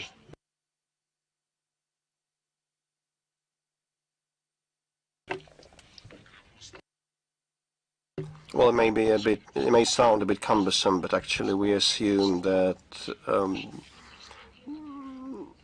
the term unfriendly may be used to the governments that join the sanctions. There are no unfriendly peoples for us, so and our Chinese friends are well aware of that. Italy answer. The Italian Prime Minister Meloni is trying to build a special relationship with Mr. Trump now. If Mr. Trump opens a new policy of dialogue with Russia, a new peace initiatives with Russia, do you think that what would be the role of Italy? Could be Italy, this Italian government, be among the first ones to follow this line, this new line of towards Russia? Thank you. Честно скажу, понятия не имею.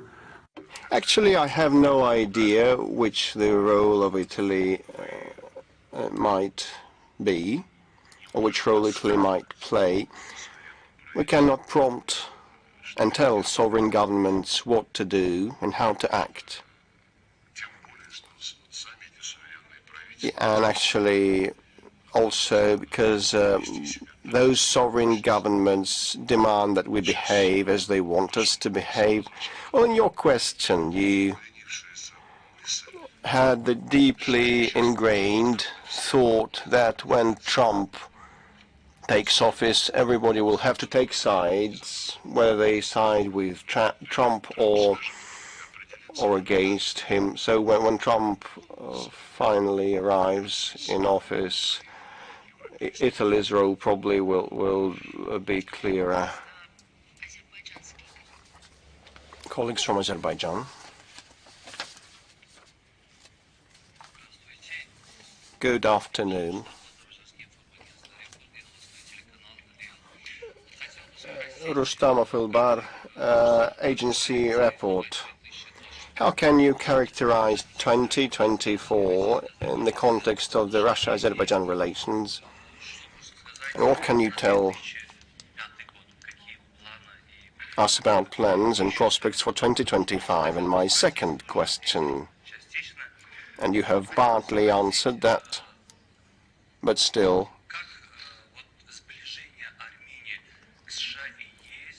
the rapprochement between Armenia and the West, how can that impact the security situation in the South Caucasus? With respect to the bilaterals with Azerbaijan, I have a high esteem for them, and they are confidence built, and presidents communicate regularly, and there are no banned or tabooed topics. Presidents Putin and Aliyev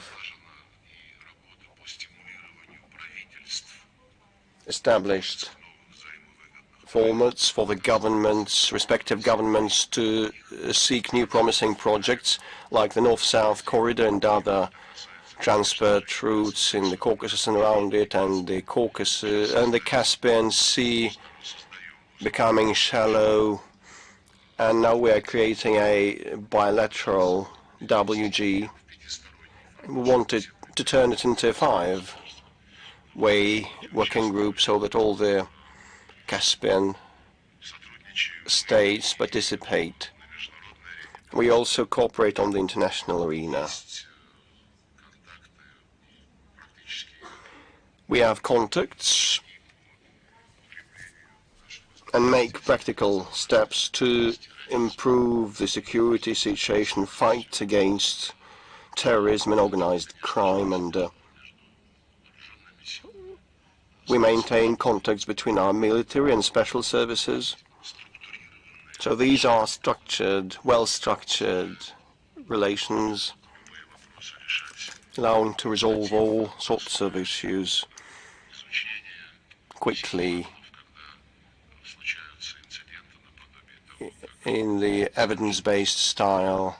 When like incidents occur, for example, during the second war in Karabakh, a helicopter of ours was down by mistake, or when now this crash happened of an Azerbaijani plane in Aktau, and we appreciate the fact that the Azerbaijani friends immediately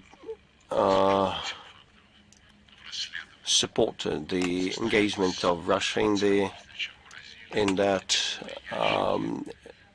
investigation, and a special meeting in Brazil was conducted, and the black boxes were opened, and lots of information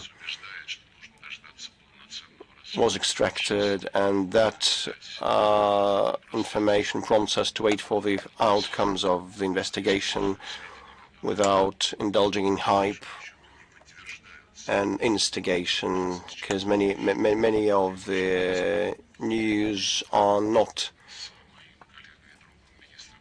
confirmed by the black boxes information. We cooperate with my counterpart, Foreign Minister of Azerbaijan, and our ministries have a long-term consultations plan on foreign policy matters, starting with the UN agenda and OSCE, and up to the most relevant topics of climate, and in the wake of Baku hosting the 29th COP of UNFCCC. So In 2025, we expect this confidential relationship to evolutionize further, more actively. And the second part of your question was, and I had a second question. Well, the rapprochement of Armenia with the EU and the US, how can that impact the security situation in the region? Well, you know, we will inevitably move and then end up in a situation that has been predicted by Russia and Turkey and Azerbaijan. Members of the regional players will be in charge of resolving all the problems, all the issues. A couple of minutes ago, when answering to the previous question, I mentioned that we have a shared continent with its own region: Central Asia, Caucasus, South Caucasus, and so on and so forth, Siberia, South Asia, Far East.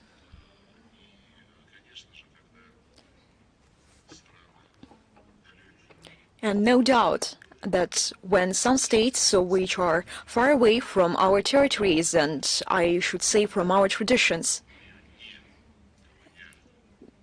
they do not understand history in its non-colonial dimension when they say that they are going to help everyone. I don't see a problem from the point of view of contacts, but when they say that the European Union mission will be to guarantee security in some regions, I don't understand this.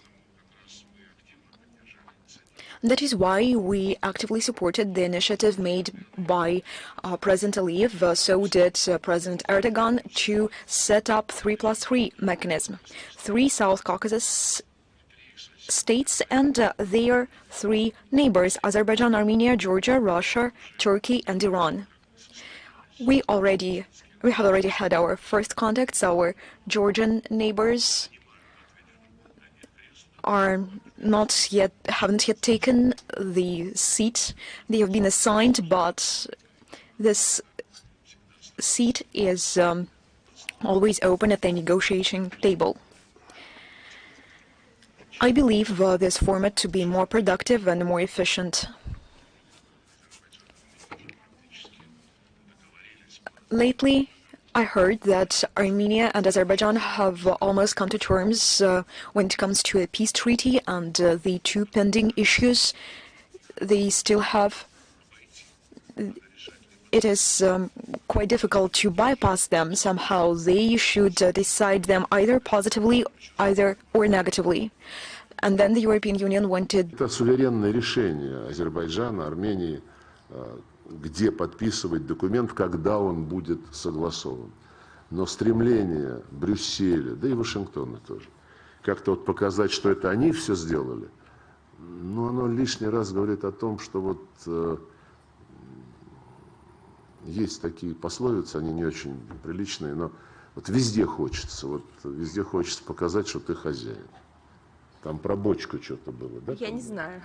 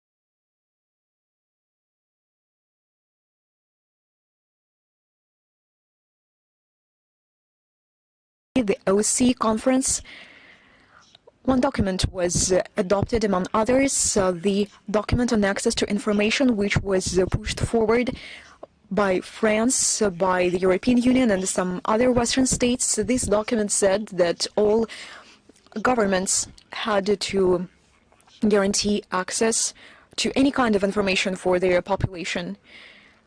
Information generated inside the state and information coming from abroad. They wanted to support this perestroika period in Russia, which was eliminating all kinds of barriers, and now they are blocking all the channels. They are introducing some bans, as far as I understand, and we asked the French, why are you doing so? Here is the OSCE document, your own wordings. They are unwilling to listen to us. We also have some limits, but they are clearly regulated and indicated. The content which might be found sensible, which has to do with children, with our traditional values, but in the West, they block any information criticizing the actions of the government. It is not only criticizing the actions of the government, but it is the information based on facts. This fact-checking, I understand that these words of the English origin, it is difficult to replace them. But I believe that we should not be afraid of them. Let them come, let them see and listen. Here we have some foreign journalists, and someone can't come, isn't it? No, we are open for everyone. Their news agencies, they do not allow their journalists to come from Germany and from France. And why they are here? They are working here. Now I see we have the representative of Komsomolskaya Pravda, and France doesn't give accreditation to the correspondence of Komsomolskaya Pravda. Many unpleasant things that we saw on the last page. Minister Lavrov, I have a question. The other day, we received a letter from a schoolgirl from Malta. She's 12 years old, but she loves Russia, and she asked me to ask you a question which she finds very important. At school, I sometimes face the biased attitude to Russia. I believe that other children living in Europe, they hear false statements, they hear falsehood about Russia. What should we do in such a situation? We have internet. The information we have is online. It is no longer on paper. Websites of our foreign ministry, the website of the Russian State Library, and many other organizations, many other libraries, they also have their own websites. No one can prohibit to use them. I would wonder if she had access to them. We can send her a computer as part of our program, the Christmas Tree of Wishes. Telesur, the floor is yours. I'm Oleg Yasinski, Venezuela, Nicaragua, and Cuba, Telesur. Minister Lavrov, my first question. The year 2024 became the year when, in many parts of the world, we see that the far-right forces, the far-right powers are gaining ground. They deny any principles of peaceful coexistence, any integrity and self-determination. What does Russia think of these new political and social trends, and what can we do to change this situation? This was my first question. My second question, what are Russian priorities and key projects in Latin America in 2025? I would like to make some clarifications. You mentioned some far-right forces which flatly deny the principle of equal rights, the principle of self-determination. You mean in Europe? Yes, in Western Europe, in Germany, in France, the far-right forces which have gained ground.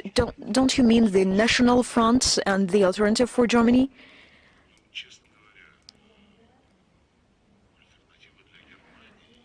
Frankly speaking, the National Front and the Alternative for Germany, these are systemic parties. They are the part of the parliament.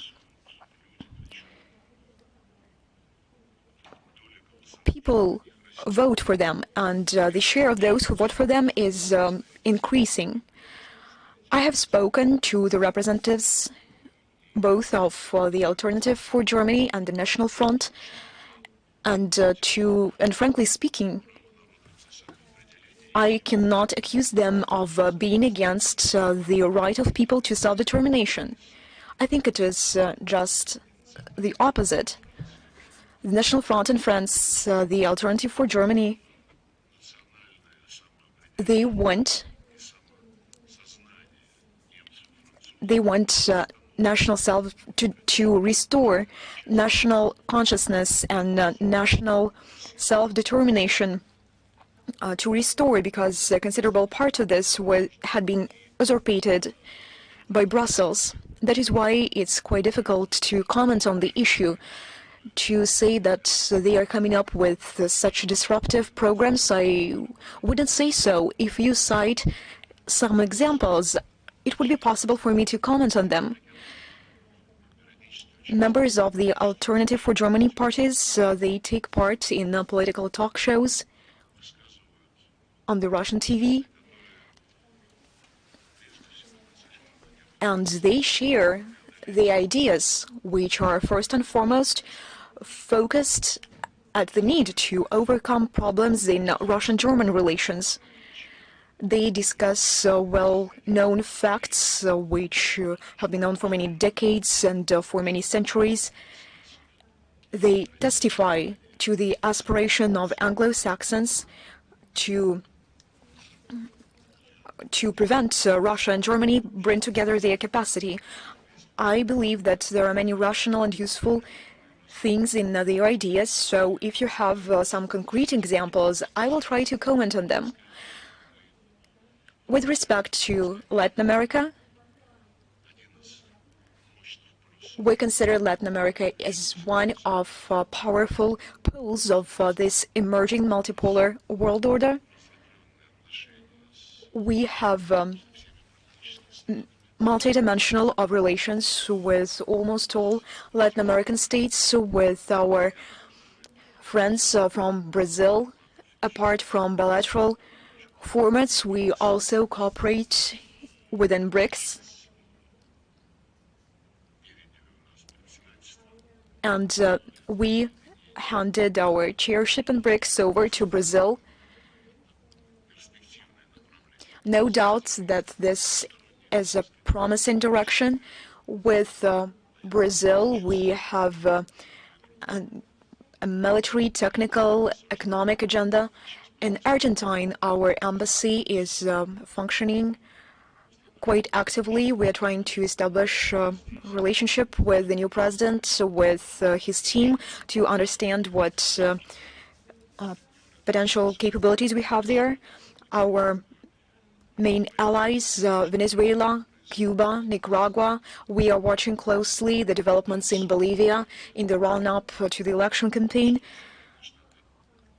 We witness the facts which prove that the United States is trying to interfere, is trying to fracture the progressive forces, but there is nothing surprising about that. We actively support CELAC, especially when, after President Lula took office, the CELAC gained the second wind, and they are willing to develop alternative payment platforms which would reduce the dependence on the abuse of dollar position on a global market. With Mercosur, we also have relations with them. Central American integration systems, ALBA, and many others.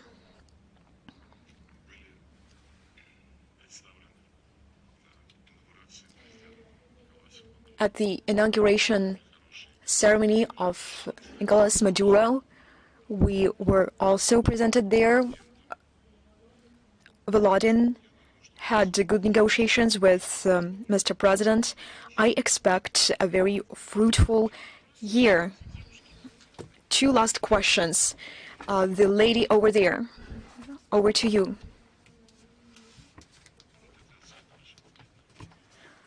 This is how one can have your attention.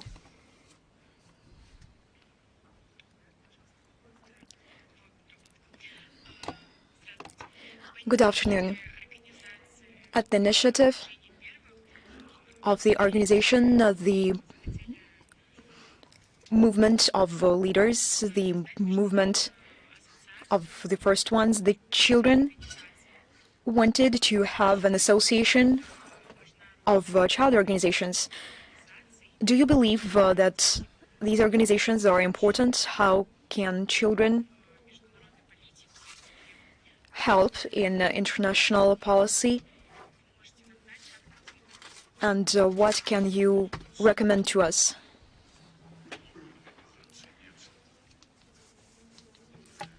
You know, we have a good number of child organizations that revive and adapt our previous... Октябрятский, комсомольский, к новым реалиям. Я считаю, что это очень полезно. Я с наслаждением вспоминаю свои и пионерские, и комсомольские годы. Вот, причем, может быть, это пригодится. Особенно тепло вспоминаю практические занятия, скажем, поездка на картошку, куда-то там походы, организация концертов, капустники. Вот все то, что сплачивает коллектив. Помимо серьезной работы, конечно, нужны и не лекции, а вот то, что сейчас называют в школах разговоры о важном. Это нужно обязательно.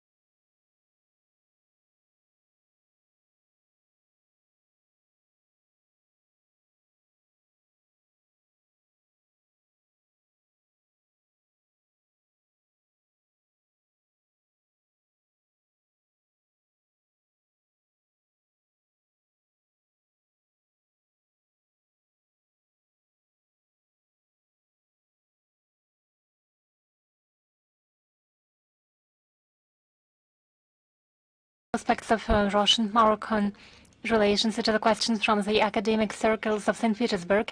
And a second question that is particularly important to me. The Russian Foreign Ministry is a guardian angel of international security on the Earth planet, and we have very highly assessment of your work. But the topic of environmental security is high on the agenda. Russia is an environmental donor on the planet, and the US is an anti-environmental vampire, so to say, that pumps the global richness into its resources. And talking about contamination of the planet, we can see that in the low Earth orbit there are 178 million elements of space debris, and whatever Elon Musk is doing in some years, no state will be capable of launching a satellite or anything by 2055. It is according to academic estimates.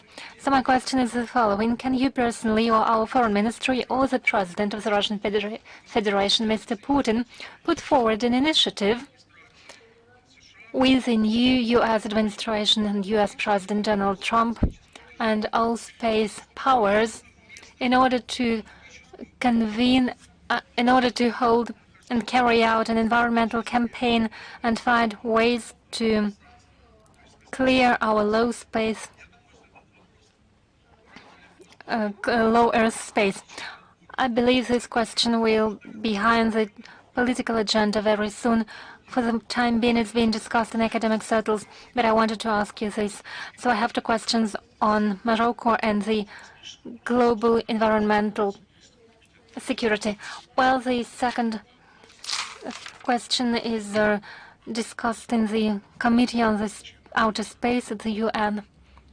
For obvious reasons, I'm not an expert. I know debris is something bad. But what ways are needed to address this problem? It is something that has been very practically discussed by scientists. I believe information is available on the internet. I have no doubts about it. As for Morocco, it is a friendly country. Last year, a year ago in February, we held a regular meeting of the Cooperation Council of the Russian Arab Forum. We were in the city of Marrakesh. There were excellent arrangements. There was a reception by the head of the government, and we have very ambitious plans. We help Americans address the problems that are in the scope of the Ministry of Foreign Affairs. I'm talking primarily about the West Sahara problem. In this, we should be guided by resolutions of the UN Security Council, and we've spoken about the UN Security Council on many occasions today already.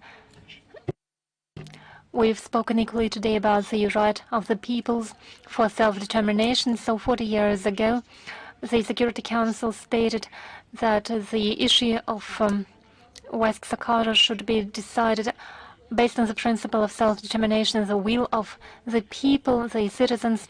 Back at the time, I was a representative.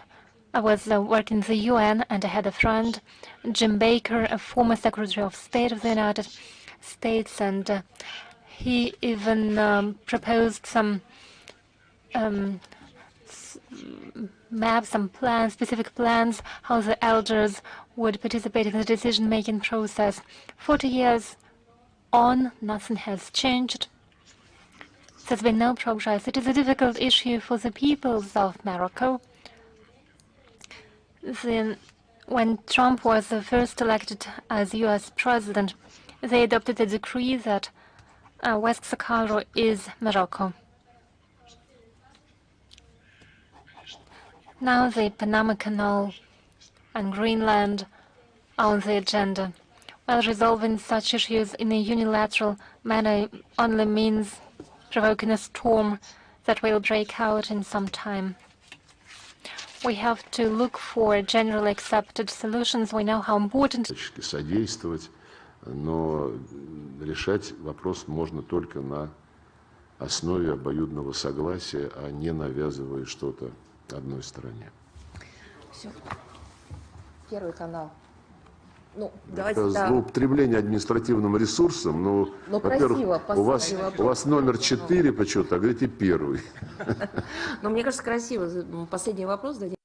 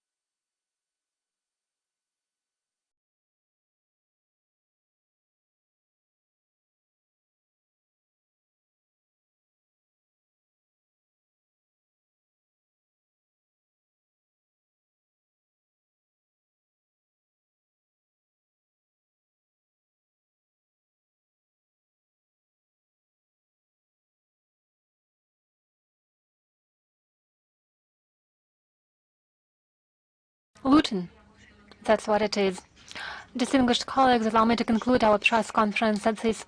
All those who sent our written questions during the registration process will receive answers in written. Thank you so much.